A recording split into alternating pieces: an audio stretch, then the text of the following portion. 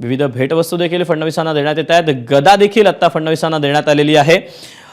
या रॅलीचे अपडेट आपण जाणून घेऊया। तर तुषार कोहळे आपल्या सोबत आहे। तुषार, आता फडणवीसांची रॅली कुठवर पोहोचलेली आहे आणि कुठपर्यंत जाणार आहे?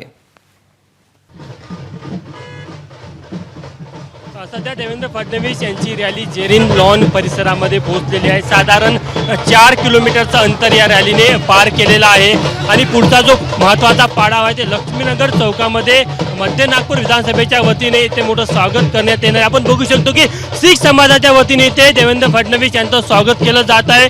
आज आपल्याला नागपूर शहरामध्ये एक वेगळं दृश्य पाहायला मिळालं की वेगवेगळ्या समाजाच्या वतीने देखील देवेंद्र फडणवीस यांचं स्वागत केलं जात आहे। रस्त्याच्या दुतर्फा ज्या प्रकारची गर्दी आपल्याला पाहायला मिळते त्यामुळे लक्षात येतं की देवेंद्र फडणवीस यांना त्यांच्यावर प्रेम करणारा चाहता वर्ग असेल, त्यांचे कार्यकर्ते असेल, किती मोठ्या संख्येने नागपूरमध्ये आणि फक्त नागपूरच नाही तर विदर्भाच्या वेगवेगळ्या जिल्ह्यातनं, राज्याच्या वेगवेगळ्या जिल्ह्यातनं देखील कार्यकर्ते या जल्लोष रॅलीसाठी आलेले आहेत। देवेंद्र फडणवीस यांचा आज पहिल्यांदा मुख्यमंत्री झाल्यानंतर जे आगमन होत आहे त्या पार्श्वभूमीवर एक मोठ्या संख्येने सर्वच समुदायाकडनं स्वागत केलं जात आहे। साधारण जर का आपण बघितलं तर साधारण 1.5 ते पावणे 2 तास ही रॅली सुरू होऊन झालेली आहे।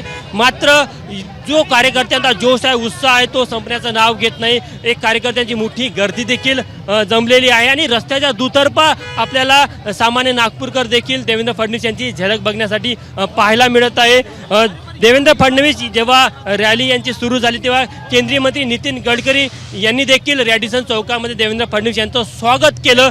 जेव्हा देवेंद्र फडणवीस यांना म्हणजे त्यांच्या रथावरनं दिसलं की नितीन गडकरी हे खाली रॅलीमध्ये स्वागतासाठी उभे आहेत तेव्हा खुद्द मुख्यमंत्री देवेंद्र फडणवीस हे खाली उतरले। नितीन गडकरी यांचा चरणस्पर्श करून त्यांचा आशीर्वाद घेतला आणि परत रॅलीमध्ये सहभागी झाले आणि रस्त्यावर ते जर दृश्य बघितलं तर आता रॅली ही 8 रस्ता चौकाच्या अगदी शेजारी आलेली आहे। 8 रस्ता चौकामध्ये देखील मोठ्या प्रमाणामध्ये स्वागत होत आहे। रस्त्याच्या दुतर्फा जर तुम्ही बघाल ना तर मोठ्या संख्येने महिला देखील पाहायला मिळतात। विशेष करून महिलांची मोठी गर्दी आपल्याला पाहायला मिळते। या निवडणुकीमध्ये पाहायला मिळालं की महिलांचा मतांचा टक्का वाढलेला होता आणि भाजपच्या विजयामध्ये किंवा महायुतीच्या विजयामध्ये महत्त्वाची जी भूमिका होती ती महिला मतदारांची देखील होती आणि ज्या प्रकारच्या योजना सरकारने महिलांसाठी आणलेल्या होत्या त्याच घेऊन कुठेतरी सातत्याने आता त्याला पुढे देखील न्यायचं मोठं एक आव्हान देवेंद्र फडणवीस यांच्या पुढे असणार आहे।